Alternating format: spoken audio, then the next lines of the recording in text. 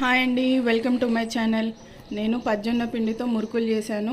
దానికి కావాల్సిన పదార్థాలు: 1 కప్పు పజ్జొన్న పిండికి 2 కప్పుల బియ్యం పిండి, పచ్చిమిర్చి ఉన్ను జీలకర్ర మిక్స్ చేసుకున్న పేస్ట్. అవన్నీ అయితే మంచిగా కలిపేసుకోవాలి. పిండి తీసుకొని అందులోనే కొంచెం నువ్వులు, సాల్ట్, సరిపడినంత సాల్ట్ కూడా వేయాలి. కారం వేయలేదు నేను. అవన్నీ వేసి అయితే మంచిగా కలుపుకోవాలి. దానికి కొంచెం ఆయిల్ కూడా యాడ్ చేయాలండి, కొంచెం గోరువెచ్చగా చేసిన ఆయిల్. ఇవన్నీ అయితే కలిపేసి మంచిగా మిక్స్ చేసి మంచిగా మన చపాతీ పిండి లాగా ఆ కన్సిస్టెన్సీ కొంచెం గట్టిగా ఉండాలండి. మంచిగా కలిపేసి దాన్ని మురుకుల గొట్టంలో పెట్టేసి డైరెక్ట్ మూకుట్లోనే మనం ప్రెస్ చేసుకోవాలండి.